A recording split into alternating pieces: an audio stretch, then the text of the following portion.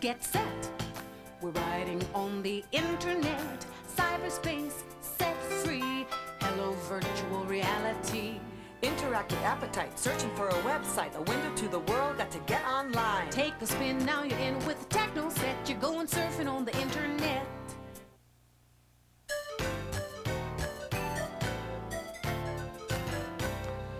It's another day in the life of the Jamesons, maybe a family a little bit like yours. Except it's not really just another day. Today's the day I'm taking my family surfing around the world on the internet. Why, we'll see dinosaurs, order baseball tickets, even plan our family's vacation to Disney World. It's cool. Dad's finally installed the internet on our home computer.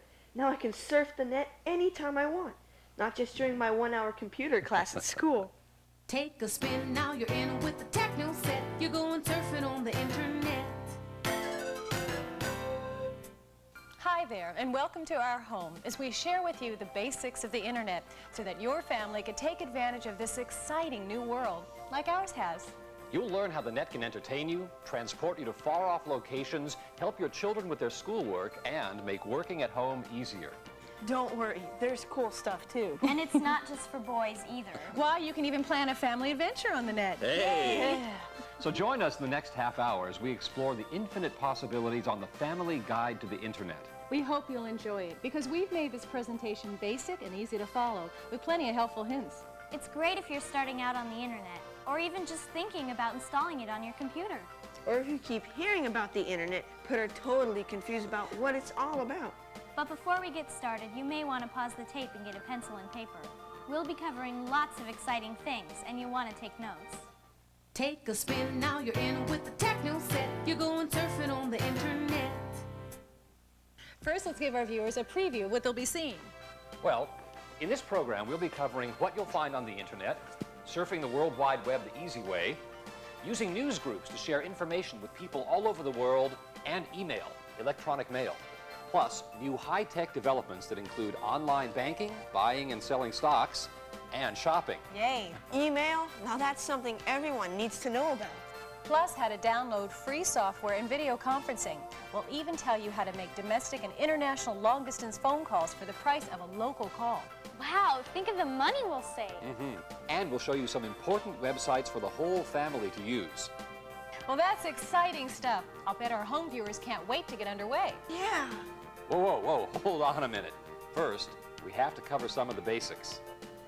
You're going surfing on the internet. So, Peter, why don't you tell our viewers what you learned at school? You know, about the history of the internet. Okay, the internet was started by the U.S. Defense Department back in the 1960s.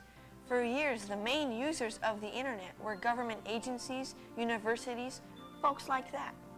The internet was actually set up as a communication system between defense agencies, scientists, and government contractors. That was way back when computers filled whole rooms and the general public knew very little about them. Yeah, that's true. I still remember when they introduced those little punch cards to register for classes at college. Exactly, Dad. And way back in those days, the internet was designed as a non-centralized system for security reasons. And this decentralization is what gives the net its unique, democratic operating approach, even today. Then, as the public became more knowledgeable about the internet, the government relinquished its control and the internet became privatized. And that's where the excitement began, for all of us. Okay, so if no one owns the internet, who runs it? Well, it's a lot of people, really. Private businesses, universities, and others have banded together to make it accessible to everyone. You might say it's the ultimate democratic system. It's supported by thousands of computers and millions of users all over the world. So how does it all work? That's a hard one, Dad. You'd better take it. Okay, son. Without getting too technical, the internet operates through a series of what are called protocols or languages that computers use to talk with each other. The protocol used is called TCP/IP, with Unix as the programming language. Dad, I'm still confused. Well, honey, TCP is the name of a language, like the language we speak is English. And Unix is the programming language, like the alphabet makes up words in English. Now I get it. Thank goodness you don't need to know all of this techno-speak to get on the internet. It's all been done for you through a new series of user-friendly programs. Phew.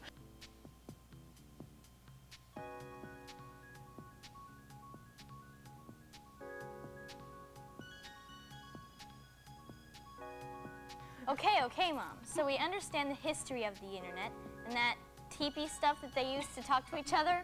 Let's tell them about the fun stuff. Yeah, like email and web pages, and exactly what you will need to do to access the internet on your computer. Take a spin, now you're in with the techno set. You're going surfing on the internet. Okay, let's start at the beginning. To access the internet, you'll need a computer. Our family bought a computer, but that doesn't mean that you need to own one. You're right. You can jump on the net from a variety of locations, like libraries, universities, a computer at work, even TV at home via the new web TV system. Just look and you can probably find a resource nearby. But if you're planning to install the net on your own computer, there are certain basics that you'll need. The most important is that you need to have 8 megs of RAM memory as an absolute minimum. 16 megs or more are preferred because the system will run faster. RAM memory is like your computer's brain. It needs to be big enough to handle all of the information you can access through the internet. And you need a modem to transfer that data from the information provider. The modem links you to the outside world through your telephone line. It's really useful to have a 28.8 modem or faster, particularly if you'll be transferring graphic files.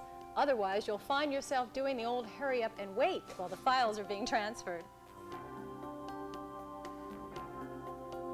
You're going surfing on the internet.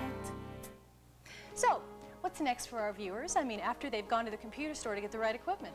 Now you'll need to install the software and connect up your modem. Depending on the internet vendor you've selected, you'll have a different set of steps to go through to finally get the program installed. Today they've automated the installation process, but it can still take some patience. So, first off, you need to get an Internet Service Provider, or ISP. An internet service provider? What's that? That's the company that connects you to the internet through special super high-speed lines. And there are a couple of ways to choose a service that connects you to the internet. That's right. There are online service companies and there are ISPs that provide direct service to the internet. So what's the difference between them? Well, online service companies provide content of their own and they give you more help in navigating around the net. Direct internet service providers, or ISPs, are for those who prefer to do things on their own. They link you directly to the internet, but navigating around can be a little bit more experimental. So America Online and CompuServe online companies, and the AT&T, MCI, and Netcom services would be ISPs, right? Right, so let's review. There are 2 ways to get on the internet, either through online service companies or internet service providers, ISPs. Very good. You know, but either way, you'll still need to install your internet software. And which installation approach you use will depend on whether you're using an online service company or a direct ISP. If you're using an online service company, you'll be provided an installation disk to get you online. And the discs are free. You just call them to get yours. The disk will lead you through a series of screens for the installation of the software. You might also need to make some refinements in your modem settings. They'll give you on-screen commands that will ask you to type in your name, address, and credit card information so you can be billed your monthly service charges.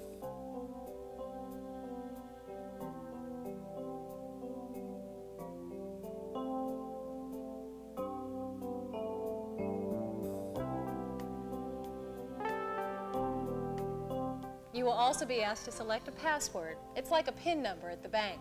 It protects you from fraudulent charges on your account.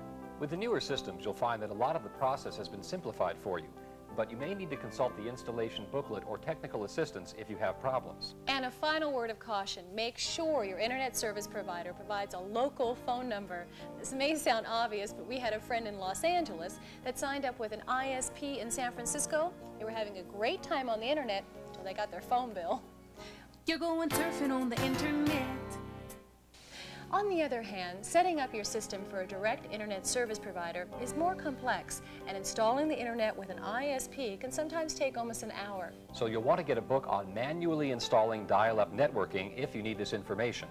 That is, unless your internet service provider has developed an automated installation for their service, which more and more of them have. If this is the case, you simply follow the instructions that you receive with the program to set it up. Even though some of our viewers may not take the time to install the internet right now, let's give them some additional installation tips so when they do, they'll be well prepared. Good idea, Anne. First, be sure to set aside enough time for the installation process, and you might recruit a computer-savvy friend or relative to help. Then you'll want to start with the obvious basics. Make sure your computer system itself is up to the task. If you've been having other problems, get those fixed first. That's true. So then what? Back up your data on a tape so that if you have any problems, you're safe. Then, use a defragmentation program to make it easier for your system to install the new program. And finally, be sure to follow all of the installation information you've received very closely. It's a very good point, and actually follow all of the instructions they give you. It will save you a lot of time figuring out problems later. And now for a quick review. Set aside enough time. Get any other computer problems fixed, back up your data, defragment your disk, and follow all installation information. Okay, Dad. So I've got my computer with the correct amount of memory, I've hooked up my modem to the phone jack, I've installed my ISP or online provider, so what's next? You're going surfing on the internet. Well, now it's time to push the button and get online. Finally. Hey, just a minute, you guys. First, you'll need to install your browser. The browser is the application that allows you to view all of the information on the web. You forgot to tell them that installing a browser is simple and often it's free. That's true, Dasha. Sometimes you can get it free from your ISP, or a friend can download it for you on a disk. And don't forget, Mom, you can also buy a browser or download one from the internet.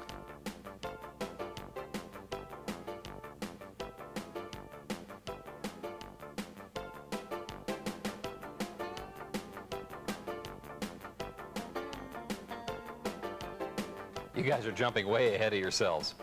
First, Peter, you might want to explain what it means to download. That's simple. It means to transfer a file of information from a main computer or server to your computer. And it's easy to do, too. Even I know how. You simply highlight the link for the information you want, then save it on your disk to install or use later. You can download games or anything. And the browser's built-in helper applications allow you to view or play some files right away.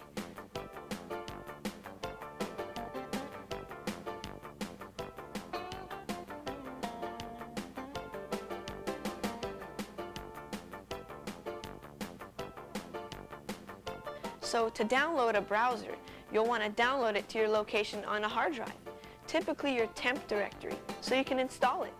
You're going surfing on the internet. Now you need to connect to your ISP. You click on the icon and then choose Connect. You can hear it dialing. Sounds weird, huh? Now it's verifying our secret password. And now we're online, finally. So Peter, minimize that window so we can get it out of our way. Now that we're online, we need to learn about search engines so that we can find the information we need. A search engine is an application that does exactly what its name says it will do. It searches for information on the net. And you can easily access a search engine from your browser. There are hundreds of specialized search engines to choose from. However, the most popular ones automatically appear after you select Search the Net from your browser menu.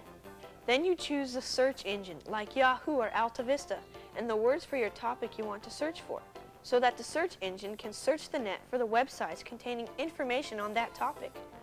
So let's say that I wanted to get information about surfing in Hawaii. I just type in Hawaii and surfing, and cowabunga, up comes a list of all sorts of places that contain information I want. And guess what I'm doing when I'm going through all this information?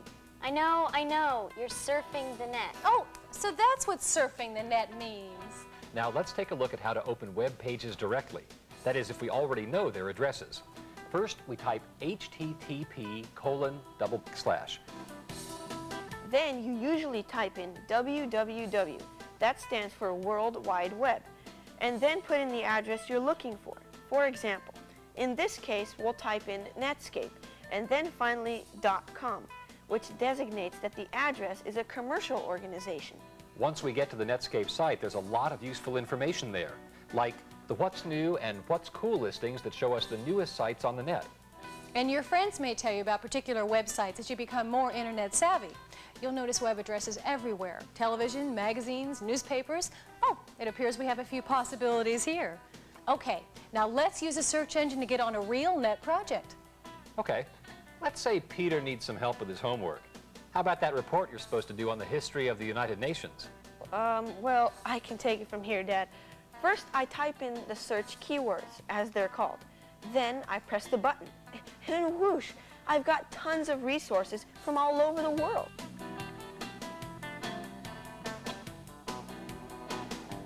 That is so amazing and so fast. And now we've got some great web pages with all sorts of information to choose from. So you might select about the UN so that you could find out about its history, right? You're right, sis.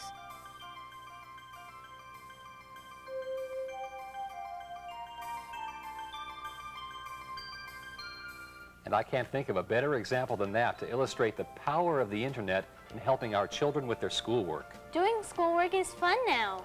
Me too. I surf all over the net, getting information for my homework assignments. You're going surfing on the internet. So where should we go from here? Why don't we show our viewers some of the places they can go just by surfing the net? Sounds great. Let's say you're looking for a review of computer CDs. Here's a giant selection to choose from, and it's constantly being updated.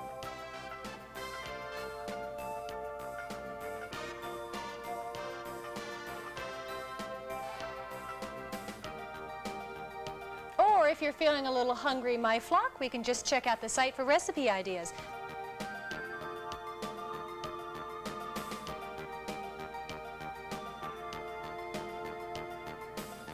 There's lots of others too. Oh, I have a better idea. Honey, why don't you take us out to a restaurant and I'll check the restaurant search before we go.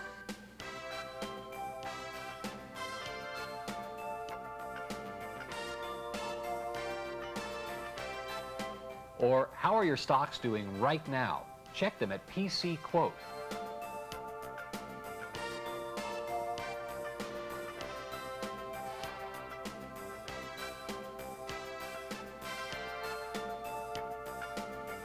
No stocks because you've got no job? Try searching America's Job Bank and other employment resources.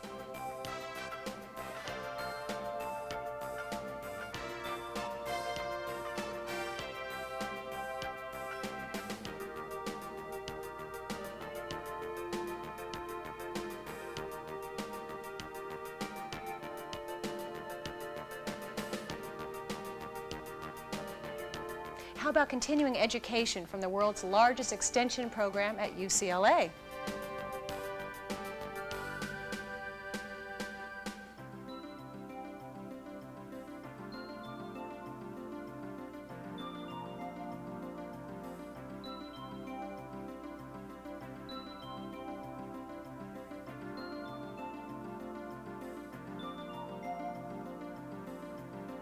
Need a package shipped in a hurry? FedEx is there to help.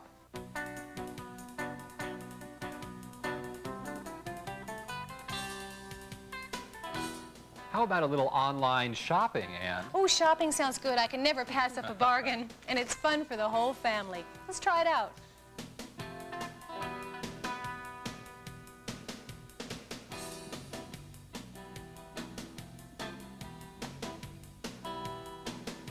Do you have teenage gamers in the family like we do? You'll be interested to know about these.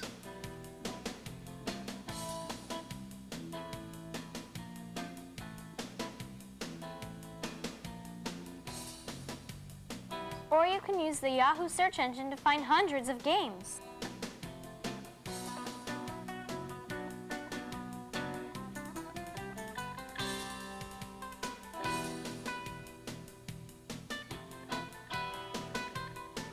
And there are lots of other cool resources for kids on the net.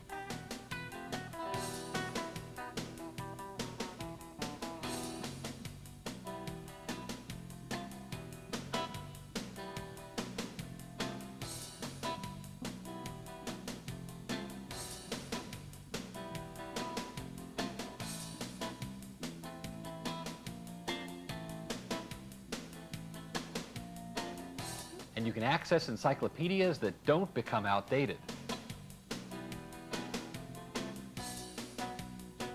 And what fun would be life without MTV?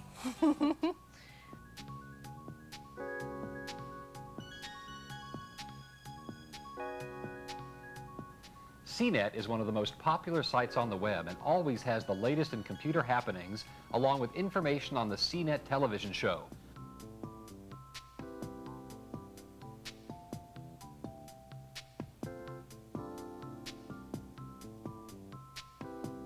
And here's a great find. Real Audio allows you to hear excellent sound quality in real time on the net. You can dial in to a lot of great new music and regular news updates.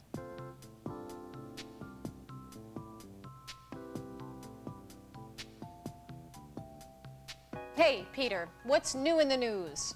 The internet has news lines for all of the popular news resources. You can get up-to-the-minute information from the Los Angeles Times, CNN, the New York Times, and the Wall Street Journal. Wow!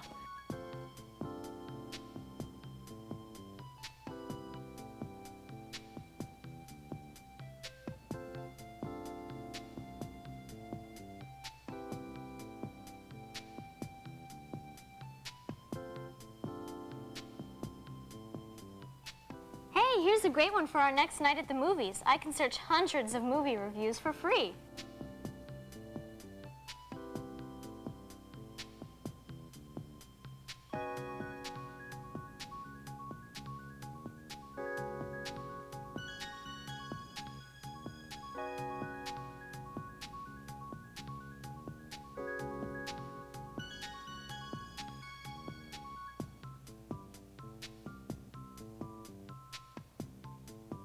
And how about viewing the online editions of magazines? Yeah.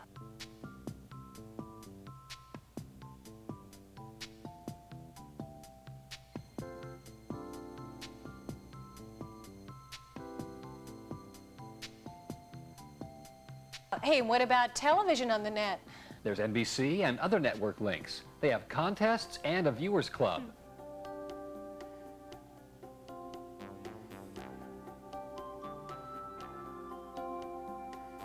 Being a certified sports nut, a few of my other favorites are here too. Dad and I can get current stats and scores, all the important sports news.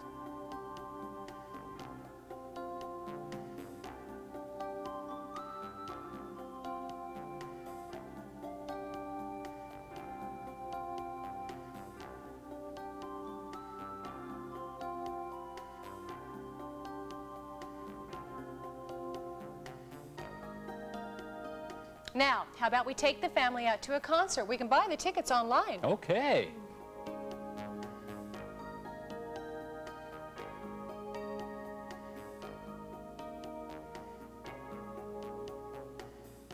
And if you're interested in politics, you and your children can learn the history of the presidency and the White House. You can even write the prez directly. There's even a special White House tour for kids. You can learn about the legislative process and how to contact your legislators.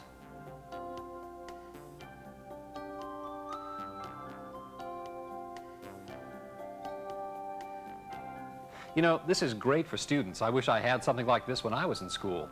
Hey, we can start planning our summer vacation on the net. Yes.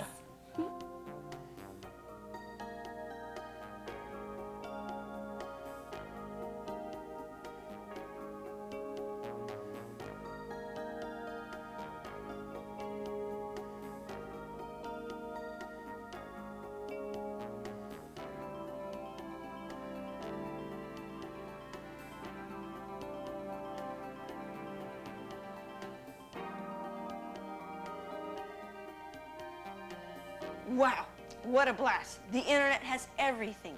There's so much to learn.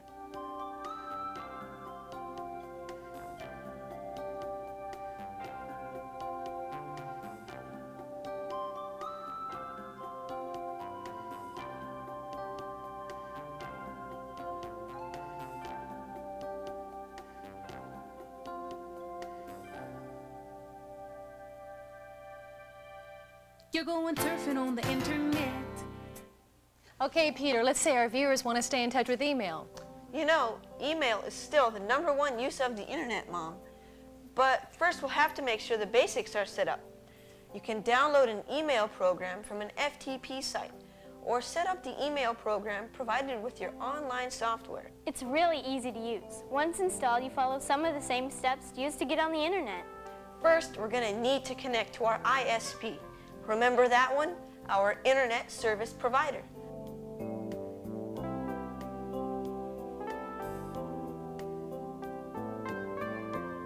There, now our computer is connected, and we're ready to access our email program. It might be one that's integrated into our browser program, or you can download others free of charge.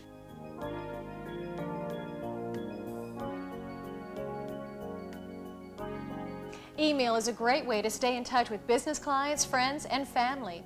Look, here's an invitation from your cousin Marie about the surprise party for Aunt Dottie's 60th birthday. Oh, yeah. Why don't you RSVP that one right now? Yeah, Peter, tell her we'd love to come. Is there anything we can do? Love and kisses, Rich, Ann, and the kids. Okay.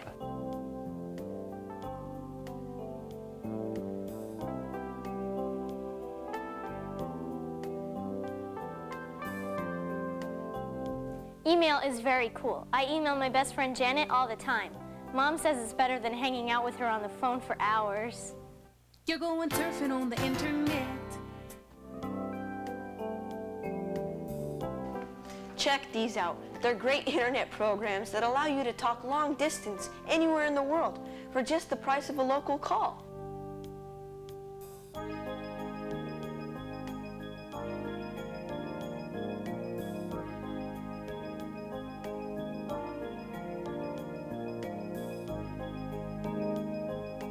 One of the most popular is called VocalTech, and there are similar products like Microsoft's NetMeeting too. Let's try it out.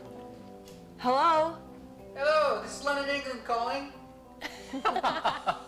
These products offer a great new way to share information with people all over the world. And all you need to operate them is a basic sound card. It allows your computer to transmit sound.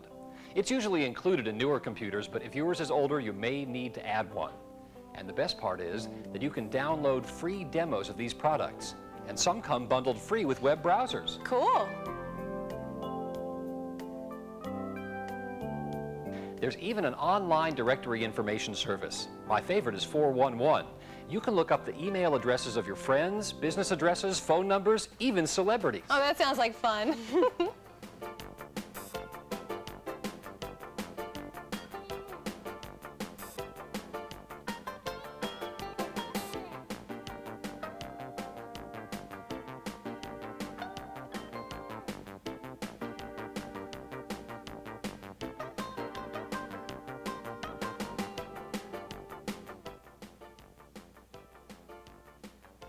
Now what's this, Dad? Oh, this is a great application. This is what we've been hearing about for years.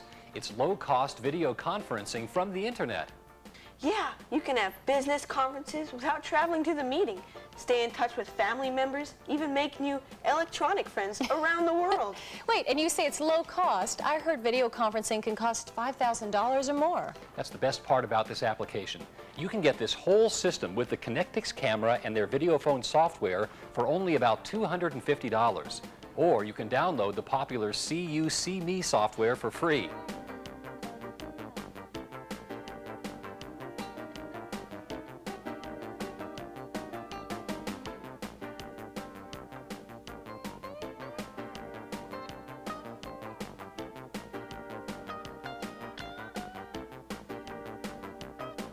Oh, that's great. I can see myself now. I'll have my 15 minutes of fame online. Oh, geez, honey, you deserve at least 30. Oh. You're going surfing on the internet. Want to try at-home banking from your computer? Most major banks have a home page.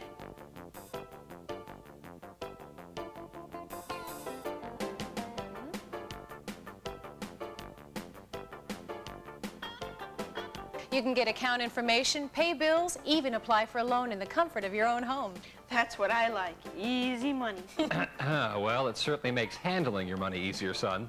That's the trend, you know. The internet has moved from information to interaction. I like that, information interaction. I have to write that one down.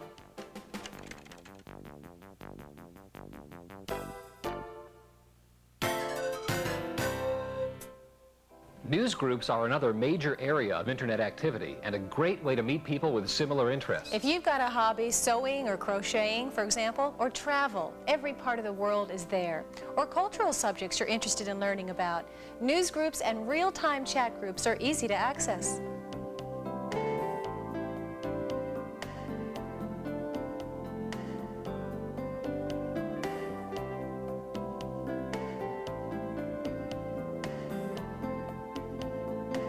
You're going surfing on the internet. Now, we all want the Jamesons to be good netizens, don't we? We sure do. Okay, so let's make sure that our viewers are all aware of some netiquette.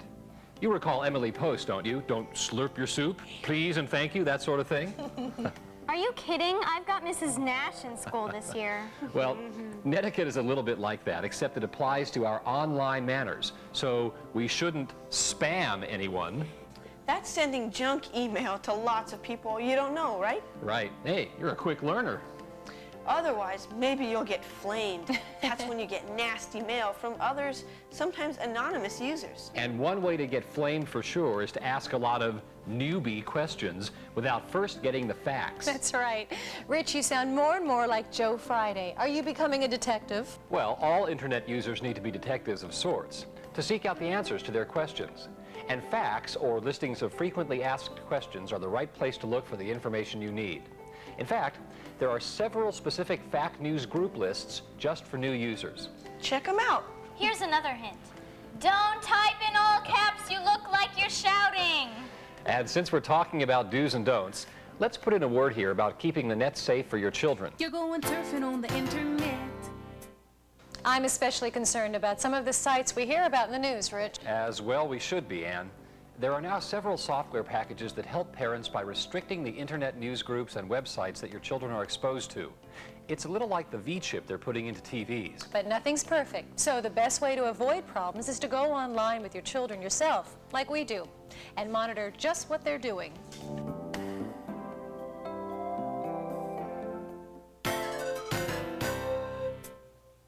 There are so many exciting things you can do on the internet. We could go on and on. I'm sure you could, Peter, but actually I have a little surprise for you all.